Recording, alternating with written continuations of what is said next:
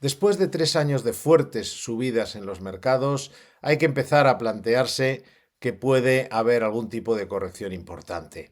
No, nosotros no hemos estado nunca en ese, no voy a decir selecto, porque no me parece muy selecto, grupo de gente que todos los días anuncia la burbuja, la explosión de la burbuja, la gran crisis que llega, el Armagedón financiero. No, no somos nosotros alguien que trabaje así, pero qué duda cabe que después de 3 años, como digo, de fuertes subidas, hay que empezar a tener en cuenta, a mirar, a vigilar por dónde pueden venir los problemas. Muy importante.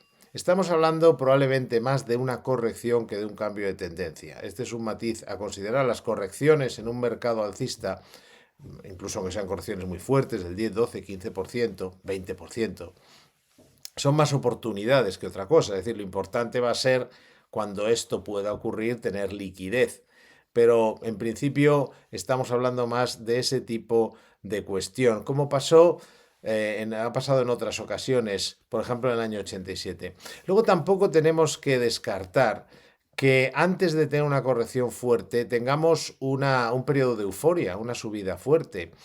¿Estamos ahora en ese periodo de euforia? No. Cuando hablamos de un periodo de euforia, hablamos, por ejemplo, lo que pasó en los meses anteriores a marzo del año 2000, que el mercado subía en vertical y de forma parabólica. Eso también es posible. Es decir, normalmente cuando va a haber una corrección muy fuerte, la explosión de una burbuja, tiene que haber una burbuja. Y para que se cree una burbuja, tiene que haber, por ejemplo, una subida en vertical a la que no acompañen los beneficios empresariales, por poner un ejemplo. Es decir, tiene que crearse físicamente, por decirlo así, esa burbuja. Por lo tanto, estamos ante la posibilidad de que haya una corrección importante. También podría ser un cambio de tendencia, por supuesto, pero nos da igual. Nosotros aquí lo que queremos es saber por dónde pueden venir las bofetadas, si me permiten la expresión, es decir, dónde puede venir el problema.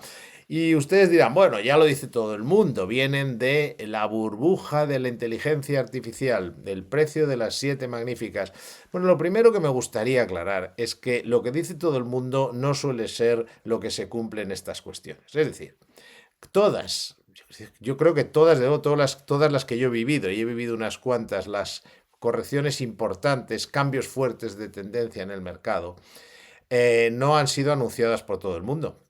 Para nada, justo lo contrario. Era algo que tiene un elemento sorpresa. Es que es muy importante esto. Para que haya una corrección importante, tiene que pillar a la gente desprevenida. Por si todo el mundo sabe que la burbuja tecnológica explota mañana, pues ¿quién va a estar dentro del mercado? Vamos, no tiene ninguna lógica. No vas a estar pensando que mañana va a explotar y yo estoy posicionado a tope en las siete magníficas. Eso lo harás si piensas que todavía tienen un recorrido.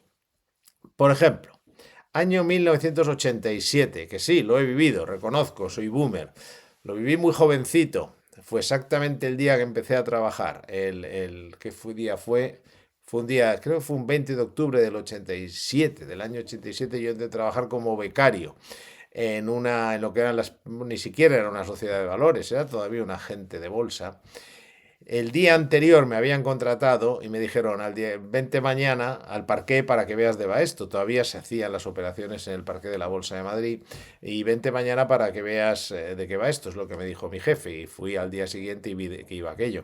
En realidad no era un día normal, porque aquello era totalmente una locura. Había mucho volumen para un mercado que no estaba preparado para asumir ese volumen, pero nadie sabía que iba a ocurrir. O sea, cuando mi jefe me dijo el día antes, o no sé si fue un viernes y esto fue un lunes, el caso es que justo cuando le vi, me dijo que viniera al día siguiente, si hubiera sabido que iba a tener tanto trabajo, no me había dicho que fuera, porque lo que menos quería es un tío por en medio al que tenía que enseñarle cosas. Vamos, de hecho, fue entrar por la puerta y pasar de mí, con lo cual me dediqué a pasear por ahí a ver aquella locura que se creó en los mercados en ese día, que cayeron un 20% en un solo día. Esto se dice rápido. Lo que ocurre es que ahora eso sería difícil, ¿eh? Que en un día caiga un 20%. Pues sería en varios días, porque hay unos sistemas de control, pero eso no viene al caso.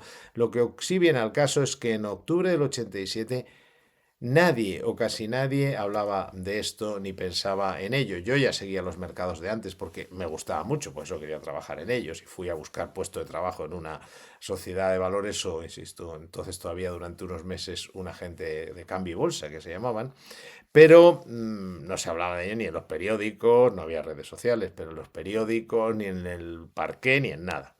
Luego tenemos otro ejemplo en 1998 que se produce una caída muy fuerte del mercado, que podríamos llamar un mercado bajista por la magnitud. Cuando es más de un 20% se dice que es un mercado bajista, aunque también se suele hablar de mercado bajista cuando dura cierto tiempo. Pero bueno, fue una caída brutal y fíjense, si no lo sabía nadie, que es que nadie sabía cómo se generó el problema. Porque el problema vino de que una serie de académicos, cuidado con los académicos y los mercados, en los mercados tiene sus reglas. Es bueno ser académico, pero hay que haber trabajado en los mercados para trabajar, para entender los mercados. Pues estos no habían trabajado nunca en los mercados y decidieron montar un fondo entre varios premios Nobel, que no hablamos de cualquier cosa. Entre varios premios Nobel montaron un fondo y era tan... Claro, la gente decía, tantos premios Nobel no se pueden equivocar, pero se equivocaron.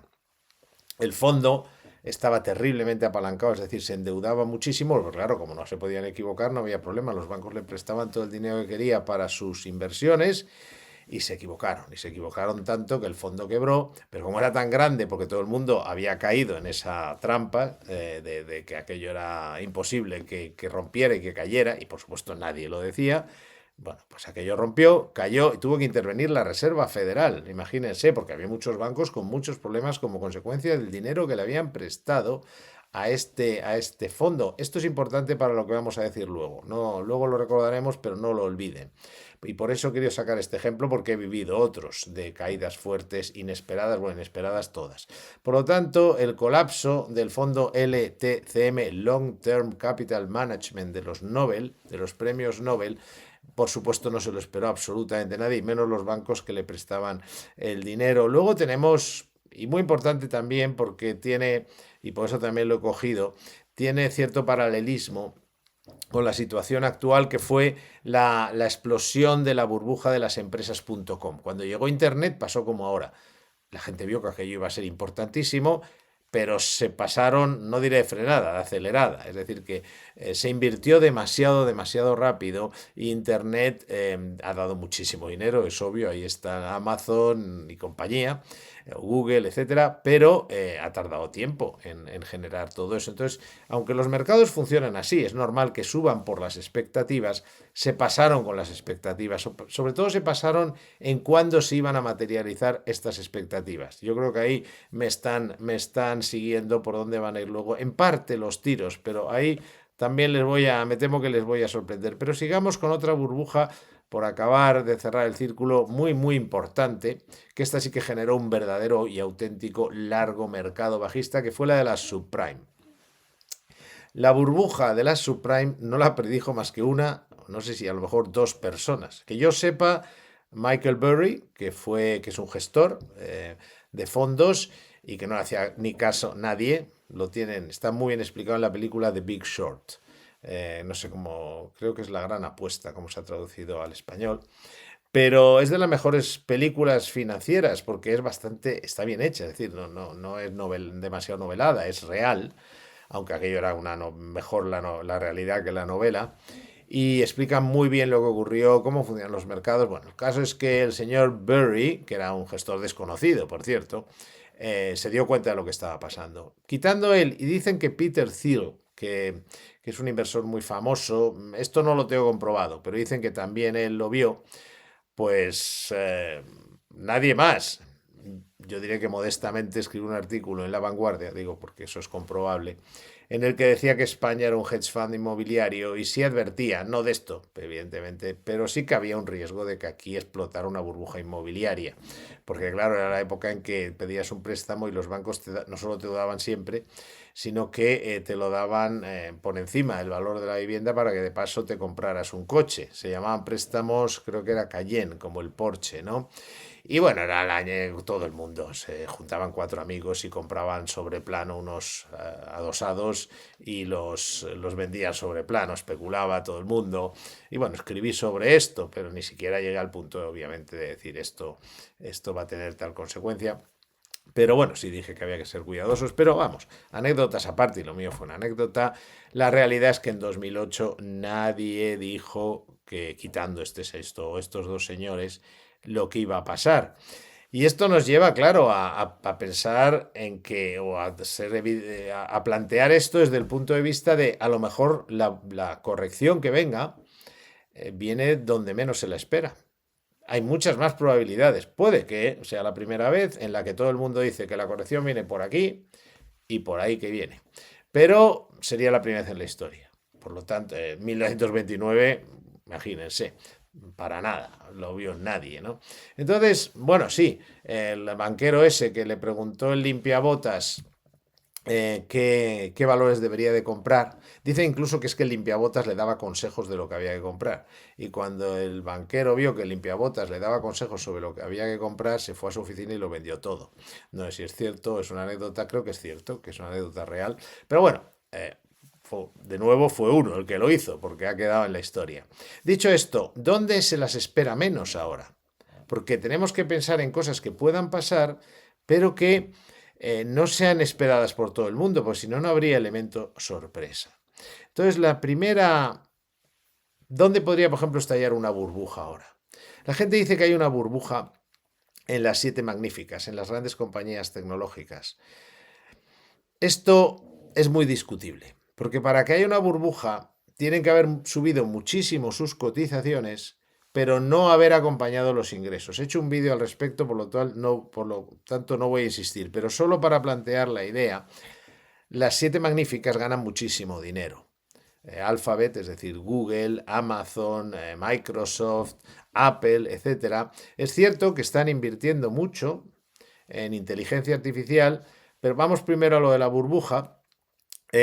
Ganan muchísimo dinero y aunque suben sus cotizaciones de forma, ahora han corregido, pero muy, digamos, con bastante verticalidad, han subido mucho, los beneficios acompañan. Si tú ves la subida de las cotizaciones y ves, vamos a ponerlo hacia arriba, los beneficios van en paralelo. Hay un cierto gap, pero eso es normal. Es decir, el mercado siempre va un poquito por delante de lo que pueden ganar las compañías, pero van en paralelo, van juntos. En marzo del 2000, unos meses antes, empezó a pasar esto. Los beneficios no subían tanto, pero las cotizaciones cada vez subían más. Bien, esto hace dudar de que de momento haya una burbuja ahí, precisamente ahí. También se dice que es que invierten mucho dinero en la inteligencia artificial. Es cierto, pero ganan mucho dinero, con lo cual en cierto modo se puede decir que se lo pueden permitir. Y las valoraciones, me remito a aquel vídeo, porque si no lo haremos muy largo, pero las valoraciones son en absoluto las que había en el año 2000. ¿Dónde sí hay valoraciones un tanto locas? Pues es en el mundo del private equity que financia, de la inversión privada, que financia estas grandísimas empresas que están centradas en el tema de la inteligencia artificial. Es decir, no es tanto un problema de Google y compañía, es más un problema en este sentido de valoración excesiva y como dicen los ingleses, lunática. Luego les hablaré de las tres condiciones para que pueda haber una fuerte corrección, un cambio de tendencia. Bueno, ya se las adelanto, porque es un tema que tiene su gracia y enseguida retomamos. Los británicos o los americanos, no lo sé, en inglés se dice que las tres condiciones para que haya venga una fuerte corrección o un cambio de tendencia es que se produzca un exceso de leverage. Se le llaman las tres L's. Leverage, que significa endeudamiento en inglés. Liquidity, no que haya un exceso de liquidez, sino que haya falta de liquidez, que no haya liquidez que entre al mercado, por la vía que sea, pues ser la Reserva Federal, los inversores, lo que sea. Y luego una que me encanta que es lunacy, es decir, viene de lunático. Y lo podríamos traducir como locura en el caso español, en español. Locura que, cuidado, puede venir por temas económicos y financieros, pero también puede venir simple y llanamente por locura, por ejemplo, geopolítica. O sea, esto no queda descartado. Bien, Volvamos al tema. Leverage, endeudamiento. ¿Quiénes están endeudadas hasta las cachas? ¿Quiénes han pedido muchísimo dinero en el mercado privado, de inversión privada? Pues OpenAI, xAI, Anthropic, Databricks, compañías que no cotizan en el mercado, pero que están desarrollándose fuera del mercado gracias al crecimiento del crédito privado, de la inversión privada y del crédito privado. O sea, la salud del leverage, del endeudamiento, la salud de los préstamos en Estados Unidos y en el mundo en general ahora mismo no es mala porque hay mucho control de las autoridades, aunque ahora Trump quiere desregular en este sentido, pero a día de hoy han estado muy controladas, con lo cual no podemos decir que haya un riesgo de crédito tan importante en el mundo occidental. Lo que ocurre es que muchas de estas compañías se financian no con private equity, sino con private credit, fondos que les prestan dinero. Y todo esto ha sido posible gracias al gran crecimiento que ha tenido el private equity y el private credit, que además tienen un problema, y es que antes eso solo lo hacían inversores institucionales muy conocedores del mercado. Pero es que desde hace un tiempo se ha abierto la veda, es decir, se ha abierto la puerta a que todo el mundo pueda invertir en private equity y private credit. ¿Qué ocurre? Pues claro, ahí tenemos un problema muy serio, porque una cosa es que una institución sólida con dinero tenga un problema con un fondo de private equity o private credit, y otra cosa muy diferente es que tenga ese problema, lo tenga un inversor particular, que nunca ha invertido en eso y que además sabe que no, y además no puede salir, porque son fondos en los que tienes que estar, tienes un compromiso para quedarte 5, 7 años, etcétera, ¿no? ¿Qué ocurre? Bueno, pues que hay dos problemas. Primero, si una de estas grandes empresas no cotizadas tiene problemas de financiación, lo que sea, sale en los medios algo malo de una de estas empresas, afecta a todos estos pequeños inversores que han invertido en private equity, que van a ver que tal fondo está invertido en tal y va a tener un problema, no va a haber problemas con los reembolsos en el futuro, lo advierten, publican una nota de prensa. Claro, la gente que necesita dinero saca el dinero de otro sitio, saca el dinero de la bolsa en general, que es totalmente líquida, de los índices totalmente líquidos. Pero hay algo mucho peor, que no son los pequeños inversores, que por supuesto, pero es decir, para el mercado, lo peor es que todas estas empresas, OpenAI, etcétera, están participadas en gran medida por grandes empresas de las siete magníficas. Eso es diferente. Por supuesto, también les han dado crédito muchos grandes bancos. Entonces, claro, es un efecto más bien de contagio. ¿Qué quiero decir con esto? Y usted dirá, bueno, pero es que entonces sí hay un problema en las siete magníficas. Bueno, hay que identificar bien dónde está el problema. Porque si miramos a las siete magníficas, no estamos mirando al foco del problema. Hay que mirar al foco, porque depende de dónde invierte luego cada una. A lo mejor resulta que Apple no está invirtiendo en OpenAI, con lo cual eso no le afecta. Pero bueno, a lo que iba.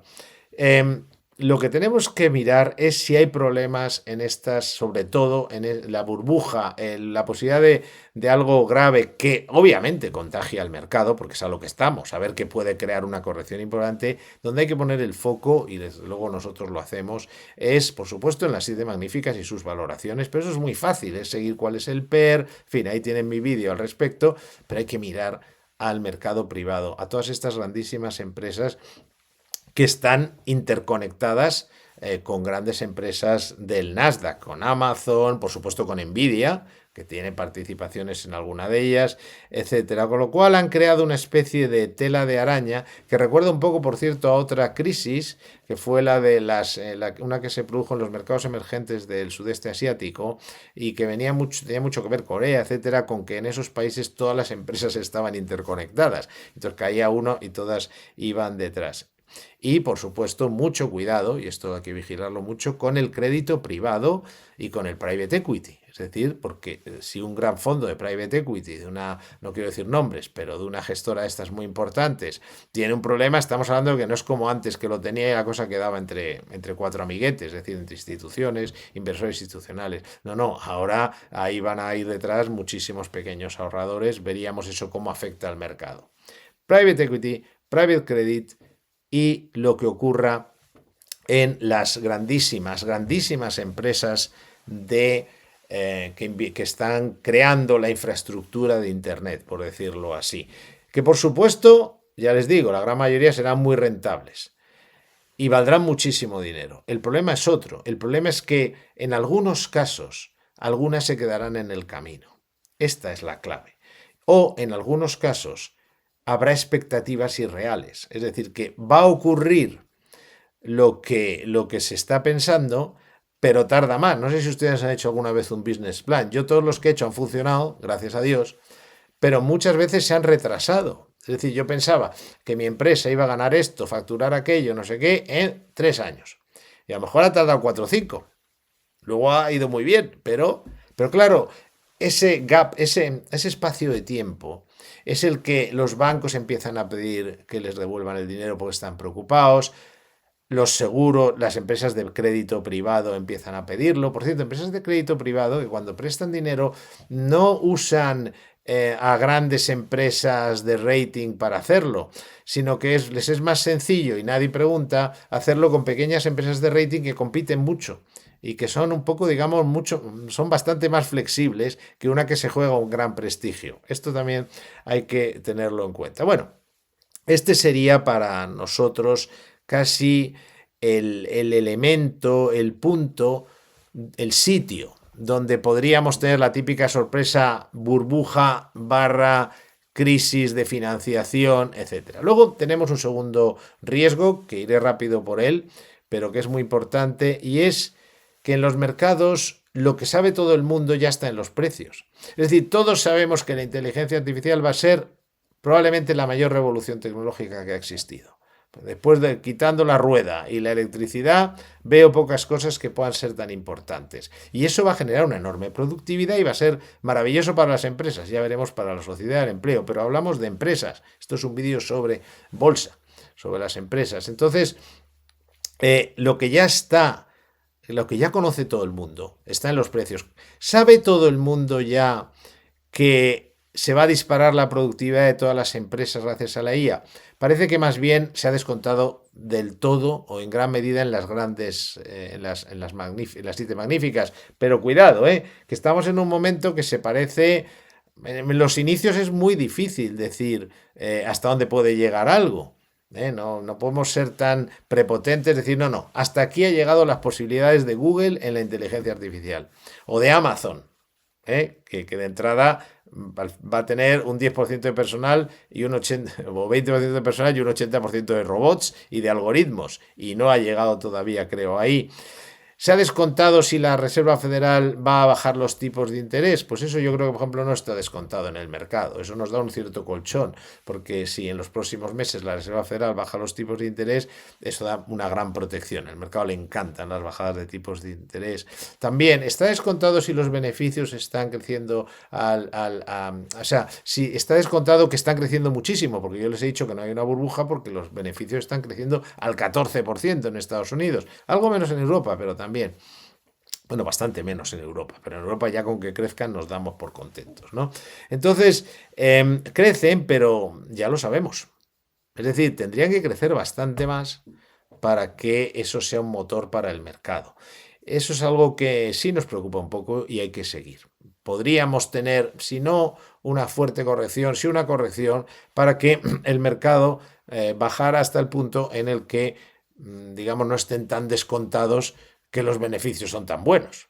Además de ver hasta qué punto están descontadas las cosas buenas, tenemos otro riesgo, y es que la inflación aumente en lugar de seguir bajando, porque ha estado bajando mucho tiempo, pero ahora se ha quedado parada, cerca del 3% en Estados Unidos, un poco más abajo en Europa. Y claro, en general en el mercado no hay mucha preocupación al respecto. Nosotros, de hecho, no pensamos que ahora mismo sea una gran preocupación. Si pensamos que la inflación de Estados Unidos puede seguir bajando o retomar un poco la bajada, precisamente porque el paro está aumentando, y cuando hay más paro, la gente tiene menos que gastar y es más difícil, perdón, que las empresas suban los precios. También están bajando allí los alquileres porque ahí se han puesto a construir, no como aquí. Allí se dieron cuenta de que la forma de que baje el precio de la vivienda y los alquileres es que aumente la oferta, y lo han estado haciendo y ya se está notando. El precio del petróleo está bastante moderado. En fin, podría seguir bajando la inflación, pero hay que vigilar, porque si estamos descontando que la inflación va a bajar y sube, ahí tendríamos sin la menor duda otro motivo de corrección. Luego nunca hay que olvidar, y como he hablado de ello tampoco insistiré porque he hecho un vídeo al respecto que tienen en el canal, pero que es el riesgo, digamos, es ese gran nubarrón, esa gran espada de Damocles que pende sobre el mercado y sobre la economía en general, y que de ocurrir eso ya sería una cosa muy seria. No estamos hablando de una corrección, estaríamos hablando de una crisis muy seria, que es la crisis de deuda. Se resume rápidamente. Los políticos desde hace años lo arreglan todo con dinero, pero no con dinero suyo, sino endeudando a los países para así con ese dinero pues tapar todos los agujeros, del tipo que sea bajo crecimiento, las consecuencias económicas de un confinamiento. Yo no entro si se debe hacer o no, si digamos no entro en eso, entro en que cuando tú conviertes el endeudamiento en tu forma de trabajo, pues claro, al final se crea un problema de endeudamiento, aunque parezca ridículo. Digo ridículo porque nadie está preocupado con esto. Desde luego los políticos no, pero es que piensen ustedes que la deuda global en el mundo, la relación, perdón, entre el PIB, entre lo que es el Producto Nacional Bruto, por decir así, del mundo, global bruto, y la deuda del mundo, esa relación, era hace 20 años o así, sería del 60%, y ahora es del 90%. Piensen ustedes que ustedes son el mundo y que ustedes tienen una relación entre las deudas que tienen y los ingresos que generan del 60%. O sea, sus ingresos son estos, el 60% es lo que tienen en deudas. Que ya en una familia no estaría nada mal, pero bueno, imagínense que es la casa, no sé qué. Pero es que han pasado ustedes a que sea el 90%. Eso va creciendo. Y si no se para, algún día alguien dirá, bueno, pero es que eso no se va a poder pagar. A ver, pagar no se va a pagar nunca, porque no se pretende pagar toda. El problema es que no se pueda pagar los intereses o que la gente pierda confianza en el valor de esa deuda. Diga, sí, la deuda sí, pero como un banco cuando te dice, yo te sigo prestando dinero, una empresa, por ejemplo, dice, yo te sigo prestando dinero, pero como te has endeudado mucho, quiero que pagues más. Bueno, pues eso podría ocurrir en cualquier momento. Nosotros no pensamos que sea inminente porque el mercado de momento esto se lo toma con mucha calma. Veremos, a lo mejor incluso los políticos van y deciden bajar el endeudamiento. Bueno, esto es una broma, no va a ocurrir. Lo que pasa es que si va muy despacio ese incremento del endeudamiento y mientras el mercado lo asuma, pues tampoco nos vamos a preocupar por algo que no está generando ese problema. Pero hay que vigilarlo. La crisis de deuda es un elemento fundamental a vigilar. Para acabar, quisiera recordarles, iba a decirlo al final, lo dije al principio porque me parece vital, pero que tengan siempre esto en mente a la hora de pensar de dónde puede venir una corrección de verdad. No digo que baje el SP500 un 2% o un 8%. Eso es una corrección. Eso es una corrección normal de los mercados. Si se mantiene la tendencia alcista no es un gran problema. Incluso es bueno porque limpia un poco el mercado. No, yo hablo de una corrección que se acerca al 20% o un mercado bajista, es decir, que esa corrección pase del 20% y baje más y genere un mercado bajista de mayor o menor duración, porque pueden ser muy cortos, pero ya es una pérdida muy grande. Hablamos de eso. Y eso suele venir de 3 elementos y con esto acabo. Leverage, las 3 L's, para que no lo olviden, las 3 L's. Leverage, que significa exceso, locura, euforia de endeudamiento. O sea, no que se endeude el sistema o las empresas, sino que haya un descontrol como el de la subprime. Leverage. Liquidity. No que haya mucha liquidez, eso es muy bueno para los mercados. Y ahora hay bastante, por cierto. No, que falte liquidez. Es decir, que la Reserva Federal suba los tipos de interés, reduzca su balance y recoja dinero, o simplemente hay una recesión, haya menos dinero, la gente ahorre menos y haya menos dinero para invertir. El mercado se queda sin gasolina. Por lo tanto, cuidado con, diríamos, como está en por L, en inglés sería lack of liquidity, es decir, falta de liquidez. Por lo tanto, leverage, endeudamiento, falta de liquidez, lack of liquidity, y el más importante de todos en los mercados, lunacy. Es decir, que el mercado no se vuelva lunático, que el mercado no se vuelva loco. que no se... Por ejemplo, valoraciones de un PER de más de 100, en marzo del 2000 había bastantes, había, creo recordar, 2 o 3. Bueno, 3 fácil en las grandes empresas tecnológicas. Ahora afortunadamente solo hay una y es Tesla. Y bueno, es discutible porque Tesla es no solo una empresa de coches, está también, puede que sea el líder en la fabricación de robots, digamos, domésticos, con lo cual, bueno, es difícil de valorar si eso está muy caro o muy barato, pero bueno, Tesla es el caso, pero en general Microsoft en el marzo del 2000 tenía una valoración, creo recordar, del 70 o 70 y tantos, y ahora es como del 30. ¿Qué es caro? Nadie dice que no esté caro el mercado tecnológico, también sus expectativas son muy buenas, pero no es aquello. Por lo tanto, Lunacy es que haya empresas con PER de 100. Cuidado, esa es la norma en las que les he dicho, en las empresas donde se está invirtiendo el capital privado, en las empresas que están no cotizadas, que son privadas todavía y algún día saldrán al mercado. Ahí sí que tenemos esas valoraciones. Lo que no sabemos si son valoraciones lunáticas o tienen un sentido, porque qué duda cabe que vamos a todos utilizar o ChatGPT o similar. Cómo eso se va a monetizar, en fin, el tiempo lo dirá, pero eso es lo que tenemos que vigilar. En la medida en que todas esas grandes empresas sigan pagando los intereses de sus préstamos, devuelvan el dinero que les piden y cumplan sus planes de negocio, no va a haber un problema. El problema será cuando una de esas empresas, que sí tienen valoraciones de lunacy, de locura, no estén a la altura de esas expectativas. Y ahí sí que podríamos tener una explosión que acabe contagiando al resto. Más todo lo que les he comentado, que no voy a insistir porque no quiero alargarme demasiado, pero sí quería poner 3 ejemplos muy claros de leverage, private credit, endeudamiento excesivo, enorme endeudamiento en las empresas de la IA que están, digamos, ahora fuera todavía de la cotización bursátil, pero que pueden afectar, por ejemplo, a los bancos, por supuesto al private credit, fondos de crédito privado. Liquidity, ahí no tenemos de momento ningún problema, con lo cual ahí está el tema, hay mucha liquidez todavía en el mercado. Y finalmente, Lunacy, la locura.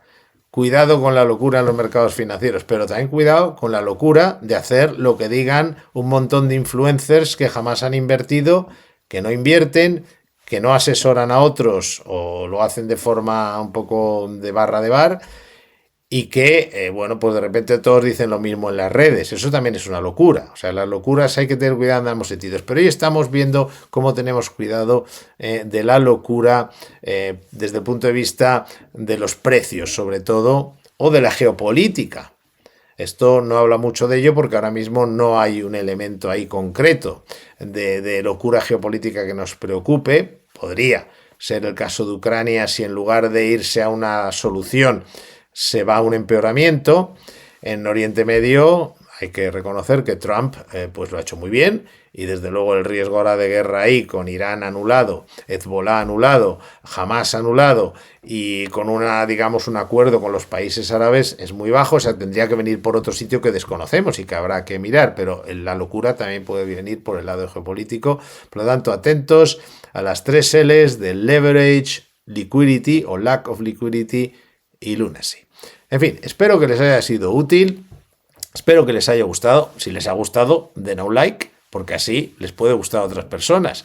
Hay que ser solidario y no cuesta nada, y si ponen like, el algoritmo dirá, hombre, esto le ha gustado a mucha gente, vamos a enseñárselo a mucha gente más. Si les ha gustado mucho, suscríbanse, porque así no se perderán ningún vídeo del canal, porque el propio YouTube les avisará cuando hagamos uno nuevo. Y lo dicho, muchísimas gracias por su atención.